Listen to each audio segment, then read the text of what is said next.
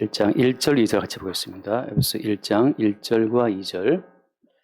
하나님의 뜻으로 말미암아 그리스도 예수의 사도된 바울은 에베소에 있는 성도들과 그리스도 예수 안에 있는 신실한 자들에게 편지하노니, 하나님 우리 아버지와 주 예수 그리스도로부터 은혜와 평강이 너희에게 있을지어다. 아멘. 네, 에베소서를 이제 시작을 합니다. 에베소서는 참 신령한 내용이 가득한 그런 서신이죠. 왜냐하면 인간의 세계에서 찾아볼 수 없는 그러한 개념들이 처음부터 꽉 차 있습니다. 예를 들면 오늘 1절 말씀에 하나님의 뜻으로 말미암아라고 되어 있잖아요. 하나님의 뜻으로. 하나님을 우리가 본 적이 있나요? 하나님 본 적도 없고. 그럼 하나님의 뜻은 뭐예요? 뜻도 우리가 알 수가 없고. 그런데 주아가 공부하는 교과서에 뭐 하나님에 대한 그 말이 나오냐 말이죠. 나오지 않잖아요. 대학교를 가도 하나님에 대한 그런 부분은 교육할 수가 없어요. 그러니까 우리가 평생을 살면서 하나님의 뜻이라고 하는 이런 거에 대한 어떤 교육이라든지 그런 책 같은 것들을 학교 교육을 시키냐면 안 시킨단 말이죠. 박사가 된다 하더라도 어때요? 박사가 되고 수많은 박사가 있지만 그들은 다 마찬가지로 하나님의 뜻에 대해서는 다 문외한들이죠. 그런데 성경을 펼치면 그 본 적도 없는 하나님의 뜻이 등장한단 말이죠. 하나님을 본 적이 없는데 하나님이 어디 있다고 뜻은 또 뭐야? 그게 우리가 말할 수밖에 없어요. 하나님이라고 하는 그분이 인간 세계에서 안 보인다는 것은 뭘 말해주고 있는 겁니까? 하나님이 의도적으로 자기의 정체를 인간 세계에 지금 숨기고 있는 거예요. 얼른 잠깐 말씀 하나 찾아볼게요. 이사야서를 잠깐 보면 여기 화면에 나올 것 같은데 이사야 45장 말씀을 봅시다. 이사야 45장 15절 말씀이 상당히 유명한 말씀이지만 이사야 45장 15절을 봅시다. 함께 볼까요? 같이. 구원자 이스라엘의 하나님이여 진실로 주는 스스로 숨어 계시는 하나님이시니이다. 하나님께서 구원자라고 자처하시는 분인데 어때요? 스스로 숨어 계시다고 하는 거죠. 하나님은 왜 스스로 숨어 계실까요? 다시, 하나님이 진정 인간들을 구원하기를 원하신다면, 하나님이 정말 인간들을 사랑하신다면 당신을 보이시고 우리를 구원하셔야 맞는 게 아닌가요? 근데 왜 하나님은 스스로 숨어 계시는 걸까요? 뭐 때문이겠습니까? 이거는 모든 인간들이 하나님을 생각할 때에는 자기를 위해서 하나님을 추구한단 말이죠. 이게 지금 문제예요. 인간들은 무엇을 만난다 하더라도 자기를 위해서 상대방을 대한다고 하는 거. 마찬가지죠. 우리가 누구를 대할 때 우리가 왜 사람 만납니까? 왜 대인관계를 갖고 살아가죠? 우리가 인맥관리 왜 하는 겁니까? 그 사람을 만나서 그 사람과의 만남이 나에게 득이 되고 도움이 된다 할 것 같으면 만나겠죠. 그 사람 만나서 도움이 아무도 안 돼. 만나겠어. 우리가 지워버리죠. 모든 인간은 나 이외에 다른 대상을 만날 때 나에게 유익이 있냐 없냐를 따지고 만난다고 하는 거예요. 그러니까 모든 인간관계는 내게 유익이 있으면 가까워지는 거고 유익이 없으면 멀어지는 거예요. 심지어 부모라 하더라도 그 부모가 내게 뭐 줄 게 없으면 관계 멀어집니다. 누리 하는 말들이 부모들이 집 팔아서 다 물려주고 나면 안 한다잖아, 안 한다. 근데 항상 이제 유언장 고쳐가면서 말이지 이렇게 여지를 주면 온다 그러는데 그 왜 그런 거예요? 모든 인간의 본성 자체가 자기의 유익을 위해서 움직이기 때문에 그렇습니다. 자, 똑같아요. 나 이외의 다른 대상을 자기 유익을 위해서 바라보는 그 인간의 관점이 어때요? 그대로 하나님께 적용이 되면 하나님도 나에게 무슨 유익이 있을 것인가를 바라보고 하나님을 대한다고 하는 거죠. 근데 하나님께서 어때요? 하나님은 지혜로우신 분이기 때문에 우리 마음을 아시는 분이기 때문에 우리 욕망에 휘둘리지 않아요. 그러니까 우리가 하나님을 추구할 때 유익을 위해서 하나님을 추구한다는 걸 아시기 때문에 하나님은 스스로 자기의 모습을 감추시는 겁니다. 아무리 교회에서 수만 명이 모여서 주여 뭐 오십소라고 기도한다 하더라도 하나님께서는 그들의 중심을 아시기 때문에 왜 오라는 거냐 얘들아. 하나님께서 보시고 나서 말이죠. 교회마다 막 장구 북치고 하면서 막 오라고 할 때 왜 나 오라고 그러지 얘들아? 물어본다면 답변은 뭐예요? 하나님 제발 오셔서 우리 아들 취업, 우리 딸 취업, 우리 애들 좋은 대학, 내 아픈 거 좀 낫게 해주시고 남편 좋은데 직장 승진해 주시고 근데 뭐 다 그냥 자기 유익 때문에 유익을 위한 청탁을 목적으로 중요하기 때문에 주께서 스스로 숨어버리시는 거예요. 내가 네 속성 다 안다 말이죠. 한 번 더 말씀하세요. 요한복음 잠깐 요한복음 똑같은 패턴입니다. 요한복음 6장 말씀 볼게요. 요한복음 6장 거기 예수님이 오병이어로 5천 명을 먹인 다음에 사람들이 막 너무 놀랐어요. 6장 같이 봐요. 15절 말씀. 자, 그러므로 예수께서 그들이 와서 자기를 억지로 붙들어 임금으로 삼으려는 줄 아시고 다시 혼자 산으로 떠나가시니라. 오병이어로 5천 명을 먹이니까 사람들이 완전히 예수님의 그 능력에 압도가 되어서 저 예수님 붙잡아가지고 임금 삼자. 자기들의 만족과 유익을 위해서 누가 좋은 정치 지도자냐라 할 때 그 빵의 문제 해결해 주는 자가 제일 좋은 자 아니에요. 문제는 경제 바보 했었던 예전에 클린턴 대통령처럼 말이죠. 모든 사람들은 경제 문제가 가장 중요하기 때문에 경제 문제를 풀어줄 대통령을 원한단 말이에요. 마찬가지 그때는 마찬가지예요. 오병이어로 5천 명을 먹이니까 그 당시 유대인 입장에서는 이 예수야말로 임금 될 만하단 말이죠. 어떻게 이렇게 우리 빵의 문제를 해결해 주냐 말이에요. 그것도 가장 적은 자본으로 5개의 떡과 2마리의 물고기로 5천 명을 먹인다? 이런 탁월한 경제적인 어떤 리더는 없어요. 억지로 붙들어 임금을 삼으려는 줄 아시고 예수님이 거기 호응하십니까? 그래, 이제 너희들이 알아보는구나. 내가 너희들이 임금 내줄게. 그들의 욕망에 부합하는 임금으로 오신 분이 아니기 때문에 이게 참 중요한 겁니다. 예수님께서는 우리의 왕으로 오신 분이지만 우리의 욕망에 부합하는 왕은 아닌 거예요. 다시 예수님께서는 우리의 임금으로 오신 분이 맞지만 우리의 욕망을 채워주러 오신 분은 아니라는 거죠. 왜? 예수님께서는 빵의 문제를 넘어서 영생의 문제를 풀어주러 오신 분이기 때문에 아무리 떡을 먹고 아무리 고기를 먹고 결국은 죽지 않느냐. 사람들이 좋은 고기를 먹고 뭐합니까? 범죄해요. 소고기 먹고 장어고기 먹고 돼지고기 먹고 뭐합니까? 탐욕스럽게 되어서 뭐하는 거죠? 자기 욕망을 위해서 달려가잖아요. 아무리 좋은 걸 먹여주어도 결국 인간은 자기 위주의 세계를 건설하기 위해서 모든 세계의 자원을 끌고 들어오기 때문에 얘들아 내가 너희들의 빵 문제를 풀어준다고 해서 너희들의 죄 문제가 풀리겠느냐? 아니잖아요. 예수님께서는 우리의 죄 문제를 풀어주고 생명을 주러 오신 분이기 때문에 우리의 육체적인 요구에 휘둘리지 않아요. 뒤로 떠나가시는 거죠. 자, 그래서 성경을 열면 하나님이 계신다라고 되어 있는데 밖에 나가면 하나님 안 보이네? 성경 속에 예수님이 막 난리 났는데 지금 밖에 나가면 예수님이 보이지가 않네? 밖에 나가면 뭐 윤석열이가 보이고 이재명이 보이고 트럼프가 보이고 뭐 그러던 인간이 보이지 밖에 나가면 예수님 안 보여요. 요새 일본 총리 뭐 기시다 맞나요? 총리 이름도 모르겠다. 네, 기시다. 뉴스만 틀면 그냥 나오는 게 뭐 이재명 재판이 어떻게 됐다, 윤석열이가 뭐 민심을 모르네, 그리고부터 그런 게 나오지. 어떤 뉴스를 봐도 하나님의 뜻에 대한 이야기는 나오는 것이 없고 주와 준 교과서를 펼치면 교과서 가면 또 뭐 요즘 자연도 배우나 자연, 실과, 국어, 영어, 수학, 휴가 같은 거 없나 요새. 거기 하나님이 있으면 없어요. 모든 것이 다 너의 욕망을 위해서 필요한 지식이야. 이거죠. 어제 은규가 저한테 물어보기를 아빠 왜 학교라는 걸 만들었어 인간들이. 왜 이렇게 귀찮게 나를. 근데 왜 배워야 되는 거야. 그 왜 배워야 되는 겁니까? 결국은 먹고 사는 문제 아니에요. 먹고 사는 문제를 풀기 위해서 끝없이 집단 지성을 만들어서 이게 유전시키고 아니면 인류를 발전을 시킨다고 말하고 있는데 발전됐나 인류가? 됐죠 물론 육체적으로는. 그러나 가장 중요한 것은 아무리 발전돼도 인간은 죄의 욕망을 달성하기 위해서 다양한 어떤 방법을 하고 있는 것이지 궁극적으로는 인간의 죄의 문제가 풀리지 않기 때문에 그래서 인간은 죄의 노예에 불과한 겁니다. 그래서 오늘 말씀에 하나님이 등장한다는 것은 무슨 말을 하는 거냐 하면 하나님께서 우리 가운데 자기의 모습을 보이지 않는다. 왜냐하면 모든 인간들은 살기를 바라기 때문에. 자, 그러면 하나님의 뜻은 어떤 거예요? 하나님의 뜻으로 말미암아 그리스도 예수의 사도가 된 바울이 말할 때 하나님의 뜻은 어디에 있는 겁니까?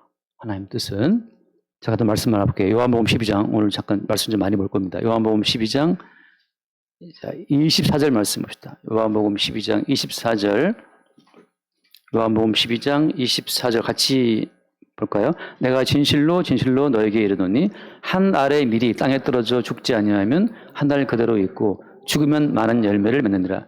자, 예수님께서는 지금 한 알의 밀알처럼 죽으러 왔다는 거죠. 우리는 예수를 붙잡아서 예수님 우리와 같이 삽시다. 계속 우리 좀 먹을 거 좀 주시고 잘 살아봅시다 이렇게 말하는데 주님께서는 야 나는 한 알의 밀알처럼 죽으러 왔어. 왜냐하면 너희들이 알고 있는 목숨이라고 하는 것은 그것은 하나의 허상이기 때문에 그렇다. 100년을 어때요? 살아도 결국은 이슬처럼 사라진단 말이죠.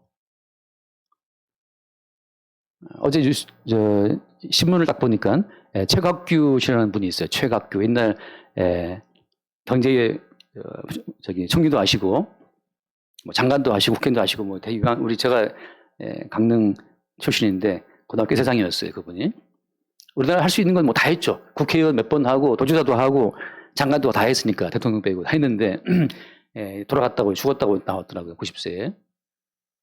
그 잘 나갈 때 도지사하고 장관하고 국회의원하고 할 때 그 잘 나갈 때 그 사람의 저는 이미지를 생각하고 있는데 그 사람이 나중에는 기저귀를 차고 그냥 저 던지면서 말이죠. 약간 치매가 와가지고 하다가 그 몇 년 앓다가 지금 죽었단 말이에요. 어디 갔냐? 어디 장지가 무섭겠죠. 지금 있다 싶은데 없는 거예요. 모든 인생은 있다 싶은데 없는 겁니다. 그래서 어때? 성경은 무슨 말 하는 너희는 잠깐 보이다가 사라지는 안개다. 있는 것 같은데 가면 실체가 없어요. 모든 인간은. 주님 하신 말씀은 너희들이 그렇게 지금 믿고 있는 너희들의 삶 자체가 허상이기 때문에 나는 너희들을 어디로 참된 생명으로 인도하기 위해서 참된 생명으로 인도하기 위해서 어때요? 너희들의 살아있음이 사실은 죽음이야라는 그 실체를 알려준다고 하는 거죠. 무엇으로? 십자가의 죽음으로 말미암아서. 십자가에 죽었는데 예수님 십자가에 죽었네? 끝났네 그럼. 끝난 거지 그럼. 살만 살아났단 말이죠. 여기서 이제 또 많은 또 갈리단 말이죠. 예수가 십자가에 죽었다? 살아났다고? 본 사람이 있어? 본 사람이 또 별로 없는 거예요. 왜 그런 겁니까? 같은 원리예요. 하나님은 스스로 숨어 계신 분이고 예수님은 스스로 숨어 계신 분입니다. 그리고 어때요? 만세 전에 택하신 자기 백성에게만 자기를 보이시는 분이에요. 어떤 방식으로? 십자가에 못 박혀 죽는 방식으로. 왜? 십자가라고 하는 것은 삶의 허상에 붙들린 모든 인간들의 허상을 깨트려주는 거란 말이죠. 깨트려주는 거예요. 제가 오랜만에 제가 나온 대학교 기독교 동아리 유튜브를 잠깐 어떻게 우연히 보게 됐어요. 어떻게 얘들을 또 예배하고 있나. 벌써 지금 걔네가 뭐 2, 3학번, 뭐 2학번 뭐 그런 애들이 지금 다 하고 있더라고요. 이렇게. 거기 강사로 오신 목사님이 증거하는 말을 가만히 들어보니까 참 여러분 공부하느라 수고가 많다. 열심히 공부를 해도 예전처럼 취업 자리가 많지 않으니까 얼마나 힘드냐 이렇게 이제 막 위로하면서 말씀을 증거하는데 그 말의 결론은 뭐냐 하면 뭐 어떤 거예요, 결국은? 그들의 그 살아있음과 그들의 지성을 칭찬하고 격려해 주면서 이제 예수를 믿어서 더욱더 잘해보자는 거예요. 그들의 살아있음, 최소한 서울에 있는 대학에 들어왔다는 너희들의 그 지성, 거기에 격려해서 거기에 플러스 알파로 예수를 믿는 믿음을 공급하게 되면 너희들은 잘 살 수 있다는 것을 심어주는 거란 말이죠. 그런 성경을 뭘 말해요? 나는 하나의 밀처럼 죽으러 왔다. 다시 말해서 너희들이 무슨 대학을 왔어? 나름 뭐 지성이냐? 지성을 추구하고 그 모든 것은 다 허상이라고 하는 것으로 그냥 너희들은 지금 죽음 가운데 있다는 그 죽음을 그냥 선포하시는 거예요. 누구한테? 그 말랑말랑한 어린 애들한테 그냥 죽음을 선포하는 거죠. 그러니까 여기 지금 제 어린 주은인데 주은이 초등학생이 앉아가지고 맨날 목사님 말씀하시니 뭐 인생은 허상이다, 안개 같다 이 말 들으면 얼마나 이것도 정말 피곤할까? 이게 뭔 소리야 목사님 맨날. 나 지금 한참 지금 살아가는 나이인데. 근데 생각하세요. 하늘의 미랄처럼 죽으신 그 예수님이 죽음 속에 있는 것이 아니고 어때요?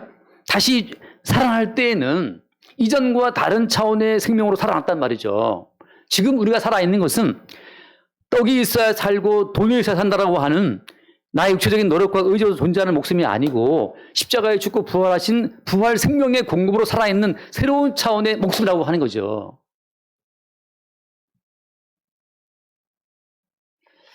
아유, 그 뭐 차이가 뭡니까? 그 뒤에 말씀 맞아 볼게요. 요한복음 12장 25절 말씀, 이제 12장 25절. 자기의 생명을 사랑하는 자는 잃어버릴 것이요. 이 세상에서 자기의 생명을 미워하는 자는 영생하도록 보존하리라. 자기의 생명을 사랑하는 자는 잃어버릴 것이고, 그다음에 뭐라고 해요?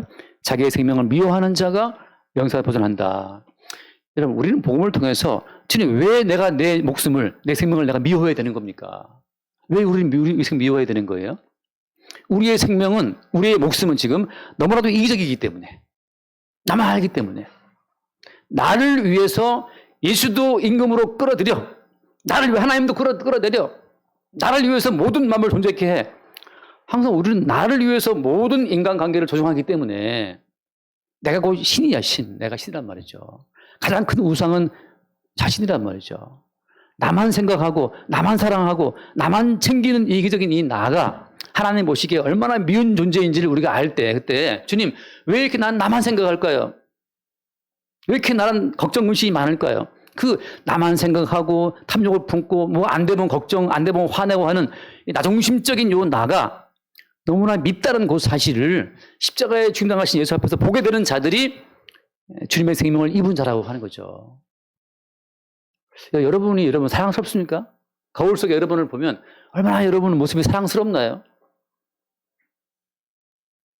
그 작은 일에 막 안달복달하는 그 내가 너무 밉고, 뭐가 안 풀렸을 때 그것 때문에 분노하는 내가 너무나 밉고, 그 타인과의 작은 갈등도 하나 못 삼켜가지고 그걸 못 소화시켜가지고 그 애태우는 그 내가 밉고, 그 좀 돈 좀 없으면 돈 때문에 그 아동바동하는 그 내가 밉고, 그 밉지 않습니까?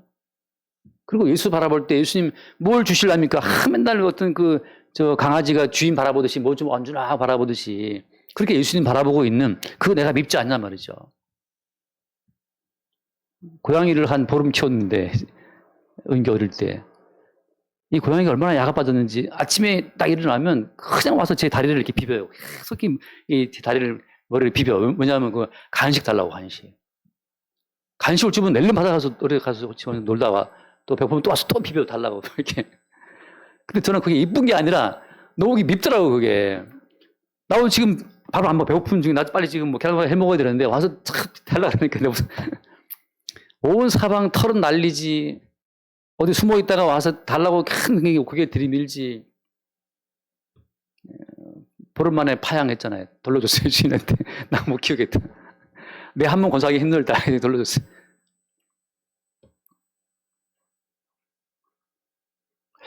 여러분, 주님 말씀하시기를 우리가 죄인 되었을 때에 그리스도께서 우리를 위하여 죽으심으로 하나님께서 우리를 향한 사랑을 확증했다. 얘들아, 두려워하지 마. 내가 이미 내 아들을 십자가에 내주기까지 내가 너희들을 사랑한다고 이렇게 말하고 있잖아. 왜 이렇게 내 사랑을 못 믿어? 제발 내 사랑을 좀 믿어라. 근데 어때, 우리는? 그걸 또 못 믿고 계속 돈 내놔라, 떡 내놔라, 밥 내놔라. 나 외로우니까 외로움을 채워달라. 나 이번에 뭐 취업해드니까 좋은 회사 달라부터 해서 끝없이 우리는 뭘 요구하죠. 여러분, 뒤지게 아파도 그 아픈 것도 사랑이라는 사실을 믿으시기 바랍니다. 여러분, 아픔은 인간이 피해갈 수 없어요. 근데 그 아픔 속에서 십자가에 아픔 당하신 예수를 바라본다면 아픔 속에서 주님과의 교제가 이루어지는 거예요. 제가 지금껏 누렸던 가장 깊은 교제는 뒤지게 아픔 속에서입니다. 주님밖에 바라볼 데가 없을 때, 이거는 뭐 누구를 의지할 수 없어. 내 아픔을 의사가 알아줍니까? 의사는 그냥 아프든 말든 그냥 찔러갖고 째고 어떻게 할 뿐이지 내 아픔을 몰라요. 또 그래야 물론 의사가 하겠지. 뭐 다 공감하다가 언제 아프신 그 환자님, 아이고 어떡하나 아파서 이렇게 뭔지 수술하겠어요. 그냥 찔리고 꿰매고 해야지 수술이 되는 거지. 근데 우리의 아픔을 아무도 알 수가 없어. 와이프가 알아줍니까? 남편 아플 때 같이 아파서 막 너무 고통스러워서 막 떼굴떼굴 굴러요, 우리 한집사님. 남편 아파 죽어도 어때? 나는 콩콩 사지. 이게 지금 한 몸이 아니라 두 몸이기 때문에 하나님이 애초에 창조하신 남편과 아내는 한 몸인데 이미 선악과를 먹고 타락한 이후부터 우리는 다른 몸이기 때문에 아내가 아파 죽어도 남편이 모르고 아무도 몰라요. 누구는 아느냐. 십자가에서 우리의 죄와 허물을 지고 연약함을 지고 대신 죽음 당하신 예수님은 그 고통 가운데서 우리가 겪어야 되는 모든 고통을 대신 당하신 분이기 때문에 안다는 거죠. 다시 말해서 무슨 말이 역으로 말하면 우리가 너무너무 아플 때 이 고통이 주님이 십자가에서 당하신 고통이구나라고 하는 것을 십자가의 예수를 바라보는 그 순간에 고통 속에서 주님과 우리와의 만남과 교제가 이루어지는 거예요. 아픈 것은 여러분 엄청난 사랑의 공간입니다. 단 어떨 때? 아픔 속에서 십자가에 고난당하신 예수를 바라보는 그 순간에는 표면 피상적인 어떤 교제가 아니고 깊고 깊은 내면한 고통 속에서 이렇게 주님이 또 고통을 당하셨다는 사실을 내가 바라볼 때 고통 속에서 우리 주님과 함께 만나는 거예요. 여러분, 가난이라는 것이 얼마나 큰 복인 줄 아세요? 가난 속에 있을 때 그때 여우도 굴이 있고 있는데 인자는 어때요? 인자는 머리들 곳이 없다. 야, 머리들 곳이 없이 방황하셨던 그 예수님의 가난을 우리는 그때 같이 겪는 겁니다. 내 가난을 통해서 십자가에 죽임당할 때 입고 옷 한 벌도 다 뺏겨버리고 벌거벗기 죽임당하신 예수님의 가난을 우리가 그때 알면서 가난 속의 고통이 이루어지는 거예요. 가난해보지 않은 사람은 예수의 가난의 고통을 모르지. 물론 이제 이건 가난이라는 것은 꼭 마태복음에서 10년 가난한 자이기 때문에 다시 말해서 내가 집에 100억이 있다 하더라도 어때요? 100억이 나에게 아무 유익이 안 된다는 사실을 아는 순간이 있잖아요. 내가 너무 외로울 때, 내가 너무 아플 때 100억이 무슨 도움이 됩니까? 내가 아파 죽겠는데. 100억은 뭐 가져본 적이 없으니까 지금 뭔 소리 하시나. 그건 뭐 한 1억 좀 할까요? 1억이 있다 하더라도 그 1억이 나의 지금 육체 고통 가운데 무슨 도움이 됩니까? 여러분, 가난 자체가 가난하신 주님과의 깊은 교통과 교제 속으로 인도하시는 하나의 부르심이라는 사실을 본다면 여러분, 가난 속에서 행복을 맛볼 수 있어요. 오죽하면 주님 말씀하시기를 가난한 심령이 가난한 자는 복이 있나니 천국이 저희 것이라 하겠어요. 어떤 가난을 말하는 겁니까? 주님 이거 주세요 저거 주세요 그게 막 쥐야쥐 하는 그 가난이 말하는 게 아니에요. 가난 속에서 나 때문에 가장 가난한 자로 오신 예수님의 그 가난을 내가 바라본다면 십자가에 가난당하신 예수를 바라보는 그 순간에 어때요? 가난 속에서 우리는 예수를 만나는 겁니다. 외롭다고요?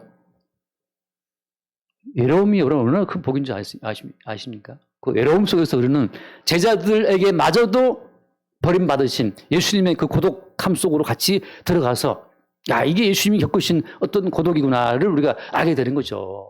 예수님과의 고독 속에서의 교통이라고 하는 것은 수없이 많은 사람과 함께 있어도 누릴 수 없는 지독히 깊고 은밀하고 다른 차원, 맛볼 수 없는 다른 차원의 교통이 되는 거예요. 그런 어떤 외로움 속에 주님 우리를 부르시기 위해서 때로는 우리를 인간관계에서 끊어버리시는 겁니다. 외롭게 하시는 거고 오해 속에서 우리를 단절시키시는 거예요. 제발 네가 사람 바라보지 말고 나를 바라보라.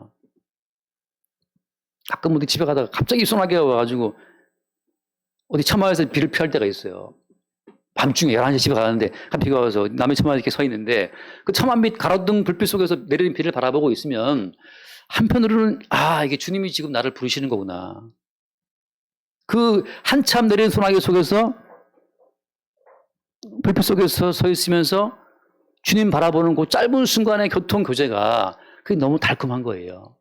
그래서 비가 좀 더 내려라 좀 더 주님 바라보고 묵상하고 서 있는 그 순간이 너무 좋으니까 이렇게 주님이 나를 또 부르시는구나. 인간 관계가 주는 기쁨이 물론 있죠. 하하호 차도 마시고 밥도 먹고 좋지만 주님은 우리를 뚝 끊어가지고 주님과 함께 있자고 부르시는 어떤 외로움의 순간들이 있다고 하는 거예요. 그 외로움의 순간 속에서 누리는 교제가 그게 또 아름다운 교제가 되는 겁니다.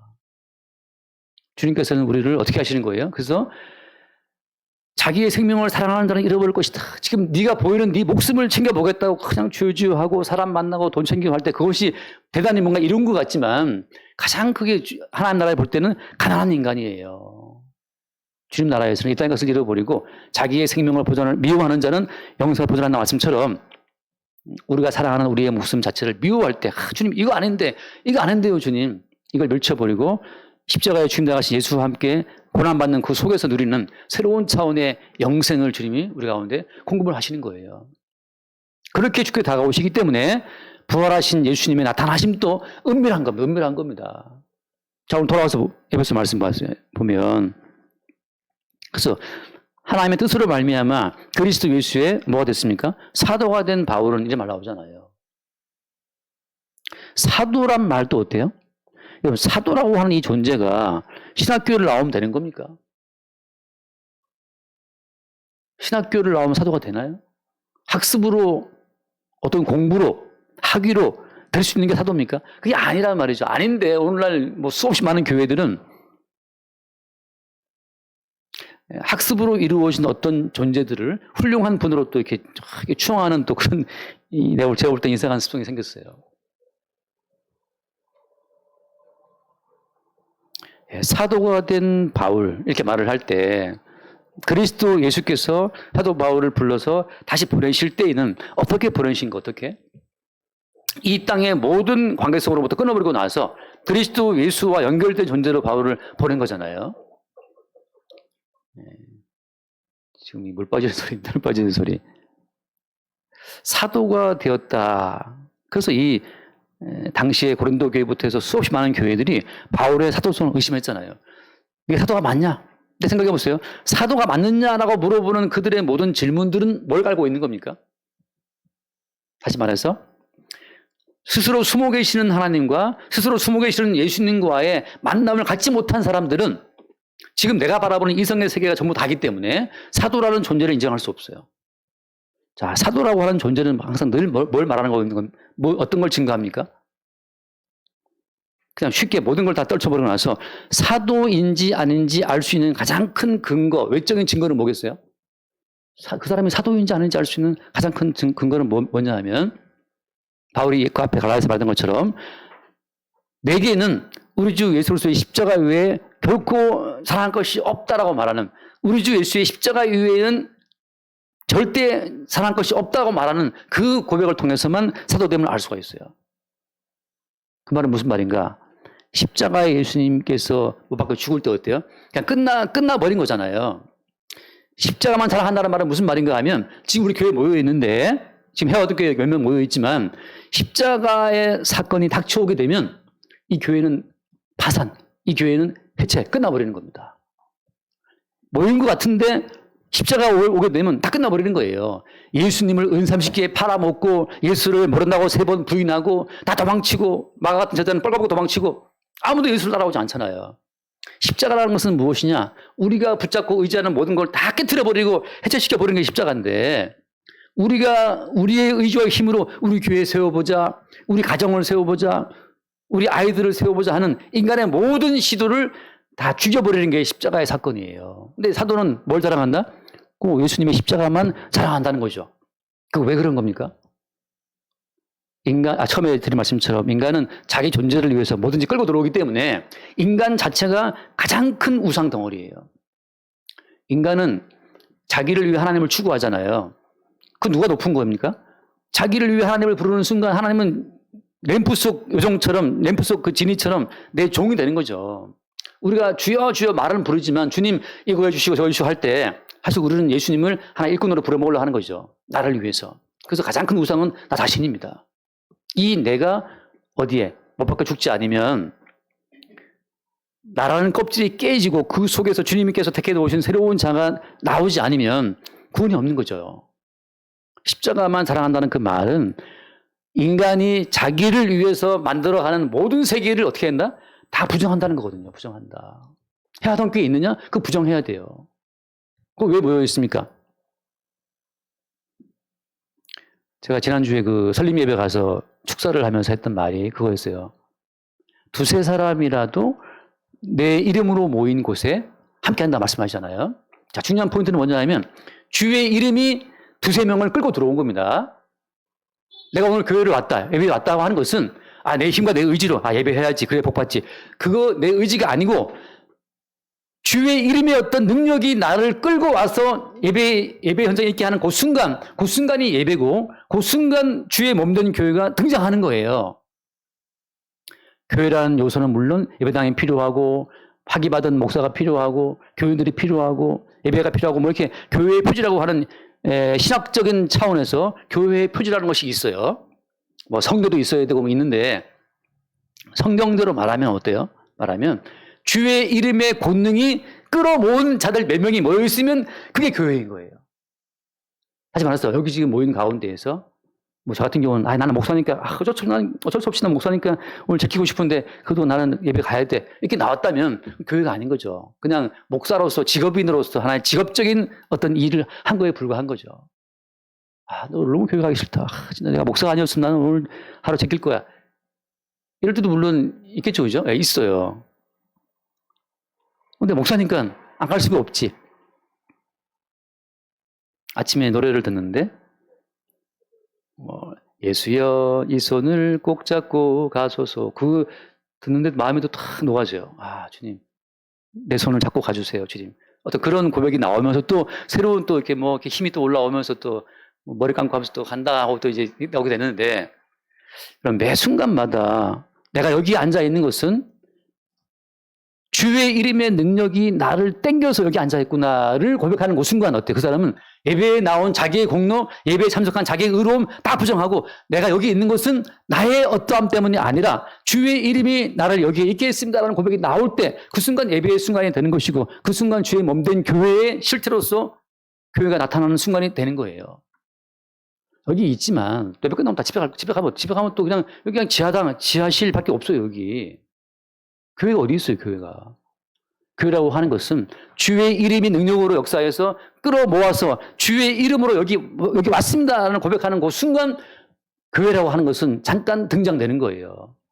제가 늘 드리는 비유처럼 그냥 거대한 고래가 물속에 있다가 한 번씩 밖에 나와서 그 물줄기를 뽑아 올릴 때, 한번 고래가 숨 쉴 때, 그 고래가 등짝으로부터 물줄기를 뽑아 올릴 때 저기 고래가 있었구나. 야, 대단하다. 잠시 후에 또 어때요? 고래는 어디로 갔는지 보이지가 않아. 고래 어디로 갔니? 고래도 안 보여. 안 보이지만 있죠. 그것처럼 교회라고 하는 것은 주의 이름이 끌어모아서 주를 찬송하고 예배하고 경배하고 감사 고백할 때 그때 교회가 잠깐 등장해서 이제 숨쉬듯이 한번 물줄기 뽑아올린 고래처럼 한번 교회의 됨을 보이고 나서 어때요?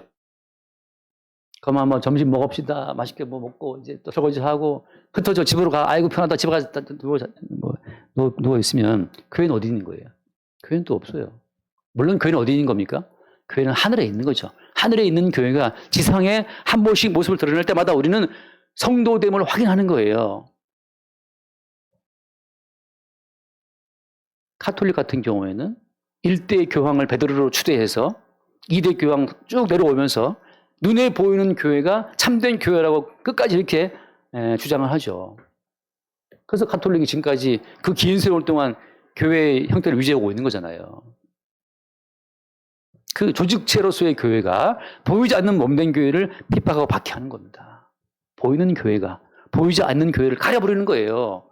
보이지 않는 교회 등장, 꺼져! 내가 교황인데 교황이 교회를 통치한다. 교황이 교회의 머리야. 교회의 머리가 그리스도라고 성경에 눈이 밝혀놨는데 무슨 교황이 교회의 머리라고 피고 또 그냥 한번 지팡이 쥐고 들러갖고 뭐 한번 때리면 다 따라가야 돼. 순종해야 돼. 그 바로 보이는 그 교회가 보이지 않는 그리스도가 머리이신 참된 교회를 박해하고 핍박하고 있는 거예요. 똑같아요. 오늘날 개신교회가 카톨릭을 따라합니다. 개신교회 목사님이 교황 이상의 권위를 가지고 있고 목사 한마디면 다 움직여야 돼. 그냥 다 죽어요. 다 끝나야 돼. 그 보이는 목사가 스스로 교회의 머리가 되어서 교회를 통치할 때 보이지 않는 그리스도께서 머리가 되신 참된 교회를 박해하고 핍박하는 거예요. 여기 모인 이 모임이 내 이름으로 모인 두세 명이라 하더라도 내 이름으로 모였을 때 여기 모인 것은 교회의 권위도 아니고 누구의 권면도 아니고 주의 이름이 나를 여기에 있다는 고백이 나올 때 참된 교회가 되는 거죠. 사도가 뭐 사도냐? 그리스도 예수의 십자가 외에 결코 자랑할 것이 없을 때 사도예요. 십자가는 뭘 말하느냐? 항상 보이는 교회 그거 깨 못 박혀. 보이는 교황 그거 깨. 보이는 목사 그것도 깨. 보이는 집사 장로 권사 다 깨. 내가 무슨 목사고 내가 무슨 권사고 장로고 집사냐. 그 자기의 보이는 권위 스스로가 십자가 못 박혀서 깨지지 않으면 인간은 계속 보이는 권위를 붙잡고 보이는 몸된 교회를 세우려고 애를 쓰는 거예요. 매 순간 그래서 바울은 무슨 말합니까? 내가 바로 죄인 중에 괴수야. 사도라고 자처하는 바울이 말하기를 내가 바로 죄인 중에 괴수다. 현재형으로. 괴수였다가 아니고 내가 바로 죄인 중에 괴수야라는 말 하잖아요. 목사는 죄 안 짓습니까? 목사가 죄인 중에 괴수예요. 그럼 뭐 장로님은, 권사님은, 집사님은 다 죄인 중에 괴수들이 모여서 십자가의 피로 용서받은 그 용서받은 은총을 노래할 때 그것이 몸된 교회예요. 그때 십자가만을 자랑하는 사도는 사도됨을 보이는 것이고 십자가만을 자랑함으로 보이는 모든 인간의 가치를 깨뜨리는 목사는 목사됨을 보이는 거예요. 근데 아이고 여러분 수고가 많으십니다. 여러분 헌신을 주님 시작하실 겁니다. 그 헌신하는 힘 누가 주신 건데? 보이는 모든 가치를 깨지 않으면 사도가 아닌 거죠. 그래서 지금 고린도 교회부터 해서 많은 교회들이 사도 바울의 그 사도를 의심할 때 뭐냐 하면 본인들이 깨지고 싶지 않으니까. 교회 내에 이미 구축된 가치를 버리고 싶지 않기 때문에 자기들의 이 교회 내에서 오래 열 년 동안 구축된 자기의 가치를 공격하는 바울이 미운 거예요. 예수님께서 바리새인들을 보고 이 뱀들아 독사의 새끼들아 할 때 얼마나 바리새인들이 화났겠어요. 자기들은 1일에 2번 금식하고 11조를 하고 그렇게 열심히 구제하고 살아왔는데 평생 말씀 중 살아온 그 자기들의 모든 말씀을 지키며 살아온 경건한 일생을 예수라는 30 먹은 그 젊은이가 나타나갖고 뱀들아 독사의 새끼들아 그 말 들을 때 누가 화가 납니까? 저희 나이도 어린 것이 내가 지금 평생 이 교회에 헌신한 게 얼마인데 나더러 뱀 독사의 새끼라고? 회칠한 무덤이라고? 너 죽어라 하고 예수 죽인 거잖아요. 십자가의 메시지를 증거하면 나더러 죽으라고? 이런 상으로 십자가 좋지, 십자가 은혜지 이 또 하나 시적으로 챙기는 건 말고 실제 십자가 앞에서 너도 같이 못 박혀서 넌 죽은 자라고 하는 것으로 우리의 존재가 못 박힌다면 거기서 반발하는 자들이 무수히 생겨나죠. 그래서 사도된 바울은 에베소에 있는 누구? 성도들과 그리스도 예수 안에 있는 누구? 신실한 자들에게 편지하는 거예요. 무슨 말인가 하면 에베소 교회에도 어때요? 사도 바울의 사도성을 의심하고 반발하고 인간의 힘과 정성과 인간의 노력을 인정해주는 또 다른 그룹들이 늘 있어 왔단 말이에요. 우리가 에베소 교회 요한계시록에 나오지만 요한계시록에 보면 나오지만 첫사랑을 버린 교회란 말이에요. 첫사랑을 버린 교회예요. 첫사랑이 왔을 때에는 내게 있는 것이 다 무슨 다 주님 거라 왔던 그 주님에 대한 사랑을 고백했지만 나중에 스스로 이제 어떻게 되는 겁니까? 자기 자신들이 교회에서 뭔가를 하게 되면 자기가 한 것만큼 어떤 공로를 챙기게 되겠죠. 내가 그동안 교회에 한 게 있는데라고 첫사랑이 식어지는 겁니다. 그걸 두드러 깨는 또 어떤 발언 메시지가 될 때 반발하게 되죠, 사람들이. 자, 그런 것처럼 지금 바울이 편지를 쓸 때는 누구한테 쓰는 거예요? 성도들과 그다음에 그래서 예수 안에 있는 신실한 자들에게 편지를 한다는 이 말은 무슨 말인가 하면 모든 자들이 사도 바울의 이 서신의 수신자가 아니고 그 가운데에서 내가 증거하는 십자가의 메시지가 들리는 자가 있느냐. 그들은 내가 보낸 이 편지를 받고 십자가의 어떤 은총을 알면서 회복된다는 사실을 보여주고 있는 거예요. 이건 똑같아요. 아브라함 집안에서 아브라함이 하나님의 언약을 선포했을 때 이삭이라고 하는 그 아들만이 아브라함의 언약 열매로 드러나잖아요. 어떻게 이스마엘과 하갈은 추방돼 버리죠. 그러니까 택함 받은 아브라함 집안 내에서도 이삭 계열이 있고 그들은 성도들이고 그들은 신실한 자들이에요. 있고 나머지 추방될 자들은 하갈과 이스마엘 추방되는 자들입니다. 똑같죠. 이삭 집안에도 쌍둥이가 있었는데 이삭 집안에도 이삭 쌍둥이 가운데에서 어때요? 야곱이라고 하는 그 아들은 성도들이고 신실한 자들에게 속하는 것이고 에서의 아들은 장자의 명분 없이 생겼던 에서의 아들은 추방되는 거란 말이죠. 그렇게 계속 교회 가운데에도 끝없이 어때요? 이 분리되는 작업이 벌어지고 있는 겁니다. 무엇으로? 십자가에 죽임당하신 예수님의 십자가의 사건으로 말미암아서 분류가 이루어지는 거예요. 자, 하다 보면 할 말이 많은데 그 뒤에 잠깐 읽어봅시다. 에베소서 1장 말씀. 그 뒤에 에베소서 1장 그 4절 말씀 보면 4절에 에베소서 1장 4절 같이 봅시다. 1장 4절. 곧 창세전에 그리스도 안에서 우리를 택하사 우리로 사랑 안에서 그 앞에 거룩하고 흠이 없게 하시려고. 여기 보면 도저히 사람들이 따라갈 수 없는 세계가 뭔 세계냐면 창세전이라는 이 세계를 따라갈 수가 없어요. 우리는 지금 창세 이후이기 때문에 아니 세상이 창조되기 전에 그리스도 안에서 우리를 택했다 이 말씀하시는데 아니 어떤 인간이 지금 창세 전의 세계에 돌아갈 수가 있어요. 우리는 다 지금 창조 이전에 속한 역사적 존재들인데 자, 그래서 인간으로서는 이 창세 전의 세계로 돌아갈 수 없기 때문에 창세 전의 세계에서 모든 걸 결정하신 그리스도 예수의 언약의 세계를 우리 인간은 개입할 수가 없어요. 다시 무슨 말인가? 인간이 어떻게 정성을 기울이고 노력을 다 해도 하나님의 구원의 세계에 스스로 들어갈 수는 없는 겁니다. 왜? 이미 모든 구원 자체가 창세전 그리스도 예수 안에서 우리를 택하심으로 이미 결정이 되어버렸어요. 이거. 종교의 세계는 인간의 정성을 인정하고 인간의 헌신을 인정해 경영해 주지만 그 종교의 세계입니다. 당시 정성을 바치고 헌신한 것만큼 네가 믿는 신이 인정해 줄 거야라고 말하는 그건 종교의 세계고 성경은 계시의 세계인데 계시의 세계에서는 야 니들이 뭘 할 것도 없이 니들이 벌써 존재하기 이전에 창세 전에 벌써 그리스도 안에서 이미 택함이 이루어졌어. 여기서 수많은 인간들이 성경을 던져버리는 거예요. 이건 어쩌자는 거야 그럼 어쩌자는 거야. 맷돌 돌리려면 어이가 있어야 되는데 어이가 없네. 맷돌에다가 이 손잡이를 꽉 박아서 돌려야 그게 돌아가지. 맷돌에 손잡이 없으면 뭐 돌리기 힘들어요. 손 돌리는 게 한계가 있지. 저럴 때 할머니 이 돌맷돌을 이렇게 놓고 이렇게 자루 끼워 돌리면 이렇게 콩 넣으면 이렇게 콩 빠져가 여름에 콩국수 해 먹을 때 돌리고 그러는데 근데 이 맷돌 자루가 없네. 어이가 없네. 우리가 뭔가 할 수 있는 여지를 주셔야 되는데 우리가 뭔가 할 수 있는 여지를 주시지 않고 하신 말씀이 창세전에 그리스도 안에서 내가 택했어. 그럼 우리가 할 수 있는 여지가 있어요? 없어요? 없어요. 이게 계시의 세계라고 하는 거죠. 인간의 모든 의도를 다 못 박아버리는 거예요. 니들은 꼼짝 움직이지 마. 아무것도 할 수 있는 게 없어. 여기에서 많은 사람들이 천국을 노렸던 사람들이 돌아가는 거죠. 우리가 할 수 있는 여지가 없구나. 다 떠나가는 건데 주님을 일부러 떠나게 하시는 겁니다. 하나만 더 읽어봅시다. 이거 로마서 9장 말씀. 여러분 맞지만 로마서 9장 11절. 로마서 9장 11절 말씀. 그 자식들이 아직 나지도 아니하고 무슨 선이나 악을 행하지 아니한 때에 택하심을 따라되는 하나님의 뜻이 다시 한번 볼까요? 처음부터 11절. 그 자식들이 아직 나지도 아니하고 무슨 선이나 악을 행하지 아니한 때에 택하심을 따라되는 하나님의 뜻이 행위로 말미암지 않고 오직 부르시는 이로 말미암아 서게 하려 하사. 자, 여기에서 주께서는 이미 태어나지도 않고 안 태어났으니까 무슨 선이나 악을 행하지도 않은 그때야 어때요? 그때 이미 주님께서는 야곱은 사랑하시고 에서는 미워하시기로 이미 결정하신 거예요. 결정된 그 사항이 역사 가운데 표출될 뿐이지 역사의 세계에서 뭔가를 내가 만들어 들어서 계시의 세계에 계신 그분을 만족시켜 드림으로 말미암아 얻게 되는 것은 아무것도 없다는 거죠.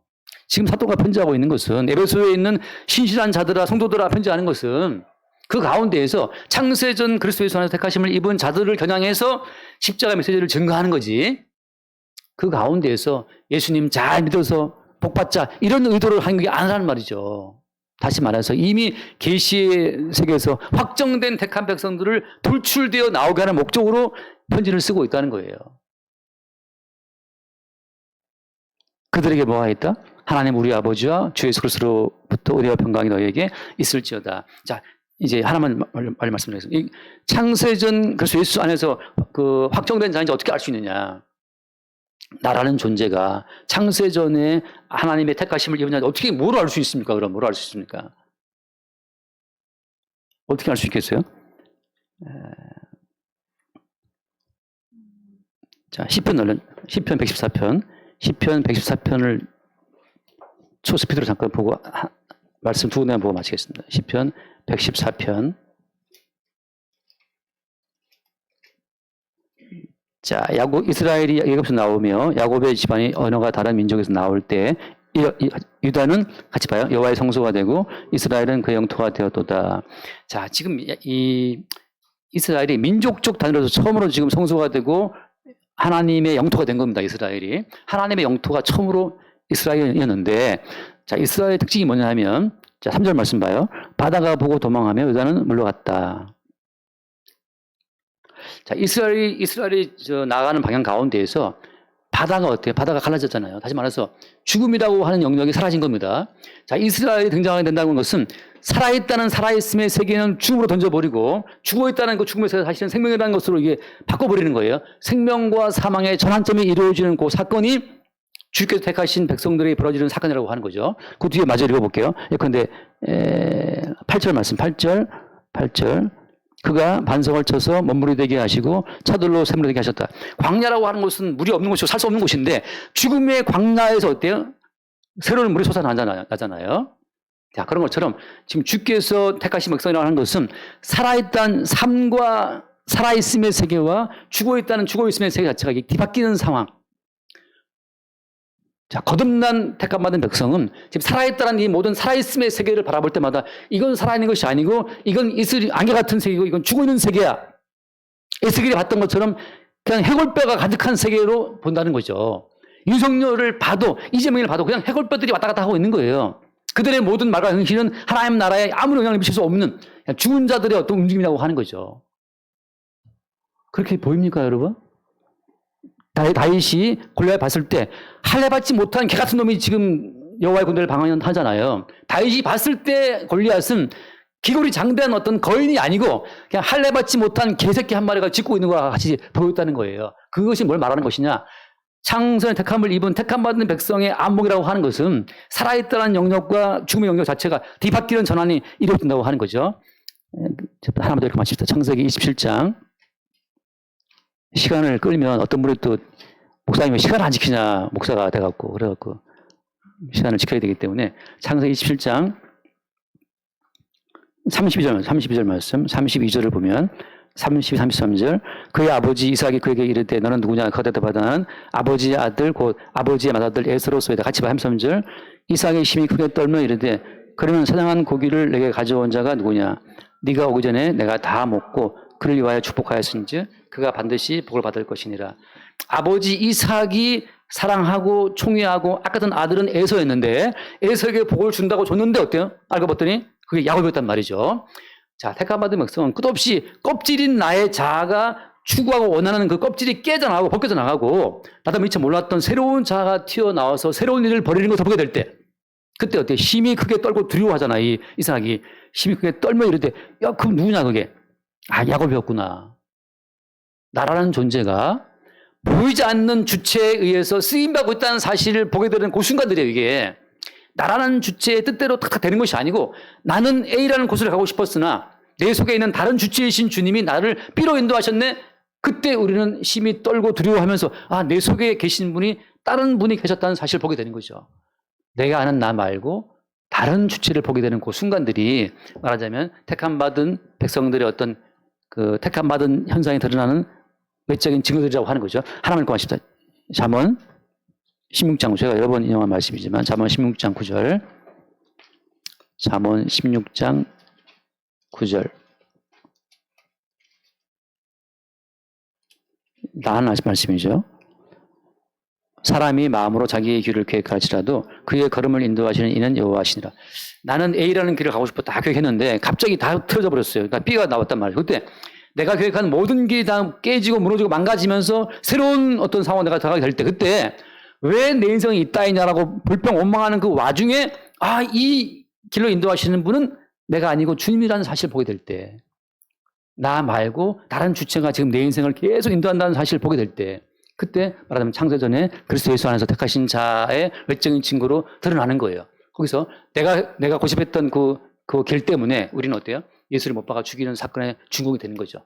내가 고집했던 나의 길 때문에 고난받으신 예수로 말미암아서 우리는 새로운 길을 보게 될 때 이렇게 주님께서 다시 주께서 우리를 인도하실 때에는 좋게 말해서 야 광우야 가자 뭐 야 재영아 이렇게 인도하실 거 아니에요.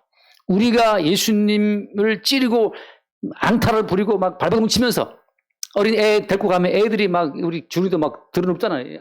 안 들어놓았나?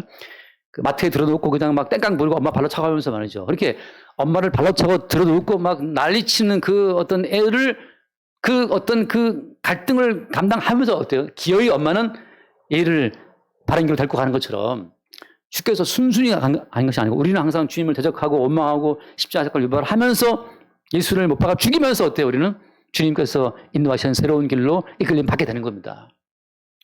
우리가 십자가 사건의 유발자임을 알게 된과 동시에 그 과정에서 새로운 길로 인도되고 있음을 보게 되는 그 상황 가운데에서 주께서 택했다는 그 택하심의 은총이 새롭게 드러나는 거예요.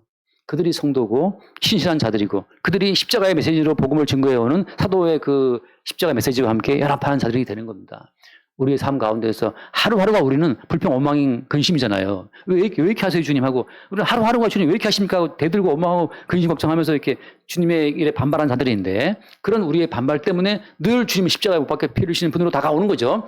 그렇게 우리의 반발과 원망과 불평을 감당하시면서 기어이 생명길로 이끌어 가시는 그 주를 바라볼 때 그때 우리는 주님만 찬송하는 자들로 나타나게 되는 겁니다. 기도합시다. 주님 감사합니다. 보이지 않는 주님의 뜻이 사도를 통해 나타나서 우리에게 다가올 때에는 우리가 바로 십자가 사건의 주체임을 보게 하시고 우리로 인해서 못 박혀 죽으신 예수님이 끝없이 우리를 감싸 안으시고 새로운 생명길로 인도하신다는 사실을 보게 하여 주옵소서. 우리 주 예수로 기도드립니다. 아멘.